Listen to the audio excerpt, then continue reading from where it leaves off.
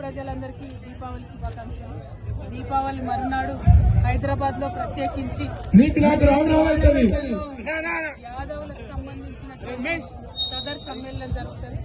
యాదవులు అంటే ముందు నుండి కూడా గోపాలకులుగా పశుపాలకులుగా ఉండి సమాజం యొక్క బలానికి సమృద్ధిని చేకూర్చేటటువంటి వృత్తిలో ఉన్నటువంటి వారు. భగవంతుడు ఆ శ్రీకృష్ణుడు కూడా యాదవుడుగా జన్మించారని గర్వంగా గొప్పగా చెప్పుకుంటాం.